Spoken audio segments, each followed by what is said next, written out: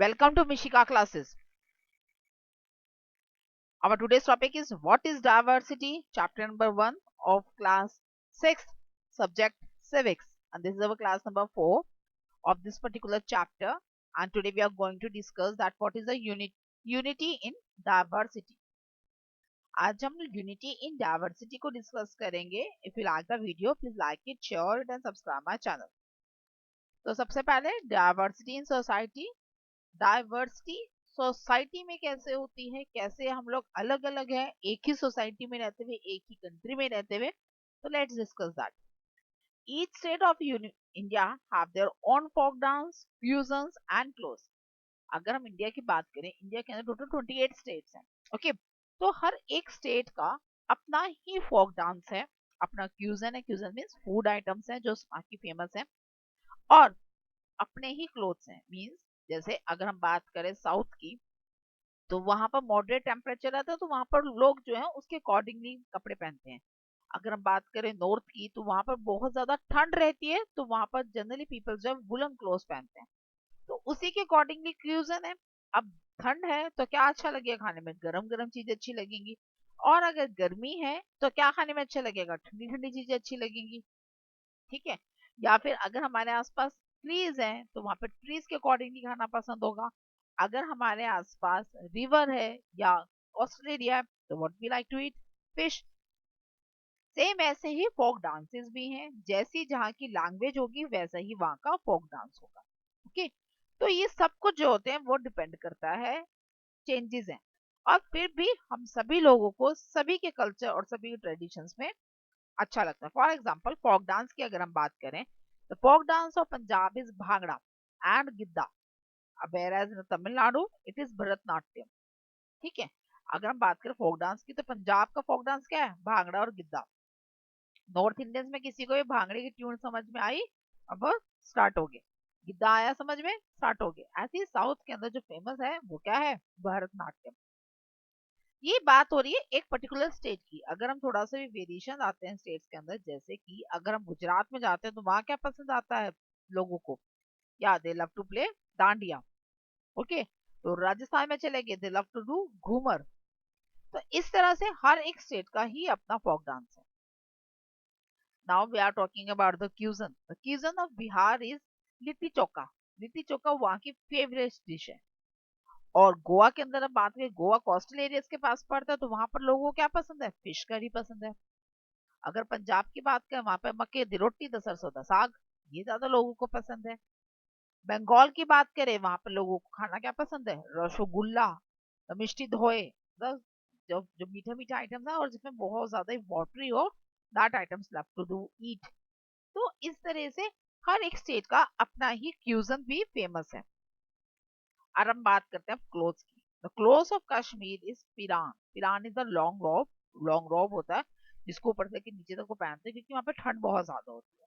Where as Kerala में mundu famous है. Mundu is the long skirt, और you can say that the dhoti is wrap around on your waist. Waist के आसपास जो धोती को रैप कर दिया जाता है या फिर स्कर्ट बना दिया जाता है. Both males and females wear the mundus there. Male भी और फीमेल दोनों ही मुंडू पहनते हैं, और ऐसे ही कश्मीर में मेल और फीमेल दोनों ही पिरान पहनते हैं.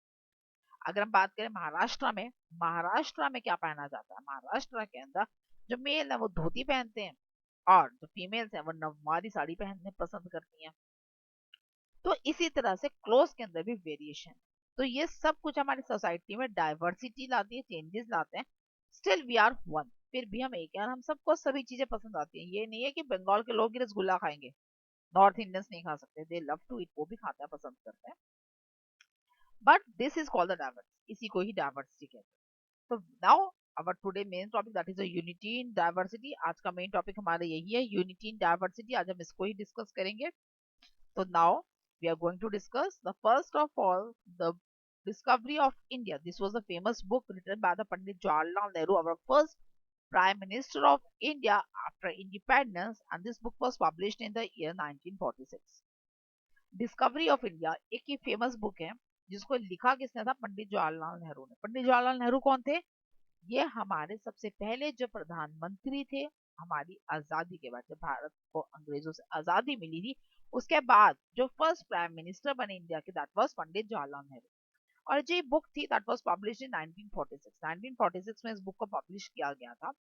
इस बुक के अंदर पंडित जवाहरलाल नेहरू ने उनका अपना पूरा का पूरा जो इम्प्रिजमेंट पीरियड था, कि जब जेल में गए थे क्विट इंडिया मूवमेंट के दौरान उनको पकड़ लिया गया था और उस टाइम पे जब उनको जेल में डाला गया था, तो वहाँ की जो पूरी लाइफ थी ना, कि कैसे उन्होंने क्या क्या उन्होंने फेस किया और कैसे कैसे वो रहे वहां पर, that was discuss in this particular book. इस बुक के अंदर उन्होंने वो डिस्कस किया।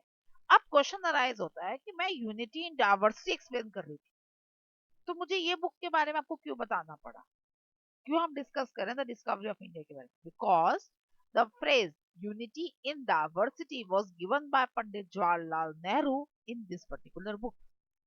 यूनिटी इन डाइवर्सिटी, जिस फ्रेज की हम बात कर रहे हैं, जो आज का हमारा मेन टॉपिक है, ये जो फ्रेज है कहाँ दिया गया था?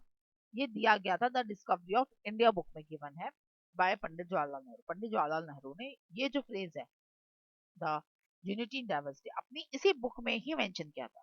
अब बात आती है इसका मतलब क्या है और ऐसे क्या जरूरत पड़ी कि उनको ये बुक देनी पड़ी। It means that the all are different but still we are one. इसका मतलब होता है यूनिटी इन डाइवर्सिटी का कि हम सब अलग हैं लेकिन फिर भी हम एक हैं। तो ये जो चीज थी ये उन्होंने उस बुक में एक्सप्लेन करी है कि जब वो इम्प्रिजमेंट पीरियड के दौरान जब वो जेल में गए तो वहां पर वो अलग अलग लोगों से मिले, तो उनको पता चला कि सबका मोटो तो एक ही है। क्या चाहिए सबको? आजादी चाहिए। किससे? अंग्रेजों से, ब्रिटिशर से। सबको आजादी चाहिए। But they all belongs to different communities, different culture. So that's why he gave this phrase unity in diversity in his book। इसी वजह से उन्होंने unity in diversity जो phrase था वो अपनी बुक में दिया था और उसमें एक्सप्लेन किया था कैसा कैसा उनका जो लाइफ था वो रहा वहां। During British rules, people who come from different communities, cultures come together to oppose them।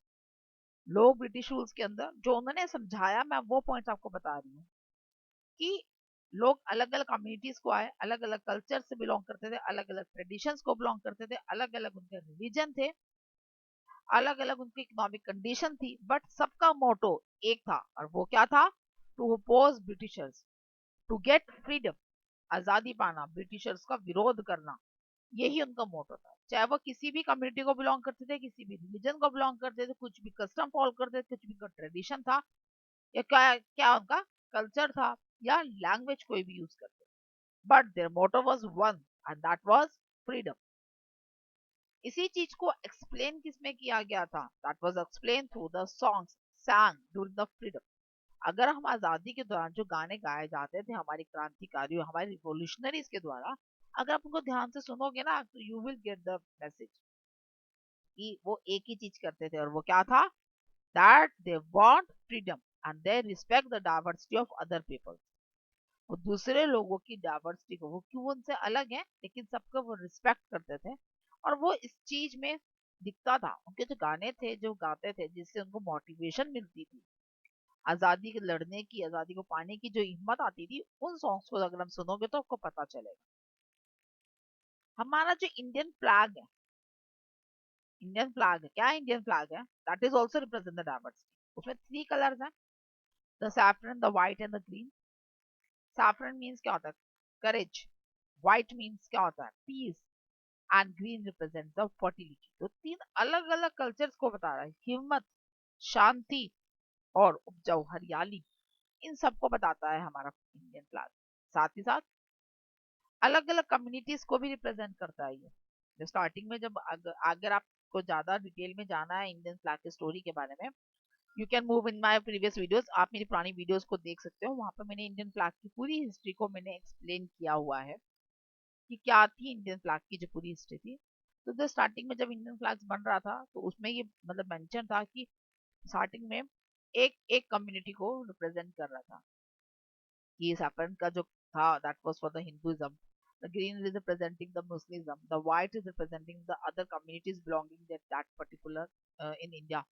तो ये सब भी रिप्रेजेंट हमारा इंडियन फ्लैग करता है। तो दिस इज अ कम्युनिटी, ये सब चीजें जो है हमारा इंडियन फ्लैग रिप्रेजेंट करता है। उसके बाद जैसे हमें फ्रीडम मिल गई तो इसका मीनिंग चेंज हो गया, and that represents the saffron represents the courage, white represents the peace and the green represents the fertility. तो ये पूरी की पूरी इंडियन फ्लैग की जो हिस्ट्री है वो आप उसमें जाके देख सकते हैं, समझ सकते हैं। तो that is the unity in diversity. अब बात आ रही है कि क्या जरूरत है, क्या एडवांटेजेस है, क्या फायदे हैं हमें। सबसे पहले ये हमें दूसरे की कल्चर को रिस्पेक्ट करना सिखाता है। डाइवर्सिटी में हम रहते हैं, हमें सभी को साथ लेकर चलना होता है, तो इससे हमें दूसरे के कल्चर को रिस्पेक्ट करना आता है। साथ ही साथ the increase the tolerance in an individual, किसी भी एक पर्सन के अंदर किसी भी चीज को टॉलरेंस की जो पावर है वो उसको बढ़ावा देती है। कौन? हमारी डाइवर्सिटी। प्रोग्रेसिव सोसाइटी बनाती है। सभी लोग एक साथ, जब एक साथ होकर एकजुट होकर काम करते हैं, तो जो हमारी सोसाइटी है वो भी प्रोग्रेसिव बनती है, बढ़ोतरी होती है उसकी। और हमारे सबसे इंपॉर्टेंट चीज, हमारे देश को जोड़ के रखती है, इकोनॉमिकली भी, कल्चरली भी, पॉलिटिकली भी, और सोशली भी। सभी मैनर्स में ये जोड़ के रखती है diversity. And this is all about this chapter, that what is diversity. I hope you get the clear meaning of what is diversity. मुझे लग रहा होगा आप सबको समझ में आया होगा कि व्हाट इज डाइवर्सिटी, ये चैप्टर क्यों आया हमारे सिलेबस में, इसका मतलब समझ में आ गया होगा। Still you have any doubt, you want to ask any particular type of question regarding this particular chapter, you can comment. Thank you.